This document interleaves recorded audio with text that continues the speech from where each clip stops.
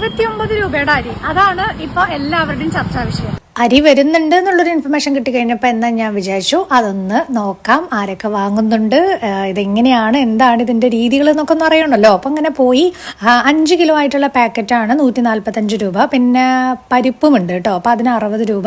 ഇതൊക്കെയാണ് അതിന്റെ വില നിലവാരം എന്ന് പറയുന്നത്. ഇത് കണ്ട വഴിക്ക് തന്നെ എല്ലാവരും വണ്ടി നിർത്തിയിട്ടും ഒക്കെ ആയിട്ട് ഇത് മേടിക്കുന്നുണ്ടായിരുന്നു.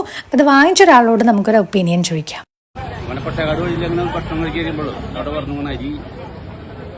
കൊടുക്കുന്നുണ്ട്, വളരെ ചീപ്പായിട്ടാണെന്ന് പറഞ്ഞു. അപ്പോൾ എന്തായാലും ഇവിടെ ഞാൻ അവിടെ നോക്കി കുറ്റൂർ സെൻറ്ററിൽ നോക്കിയപ്പോൾ ഞാൻ വണ്ടി നോക്കിയപ്പോൾ ഇവിടെ ആൾക്കാർ കൂടിയുണ്ട്. അങ്ങനെ 2 പാക്കറ്റ് അരി കിട്ടി, പിന്നെ 2 പാക്കറ്റ് കടല പരിപ്പും കിട്ടി.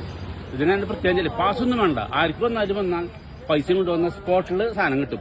ധൈര്യസമേതം കൊണ്ടുപോകാം, ഇനി വേവിച്ച് കഴിക്കുക.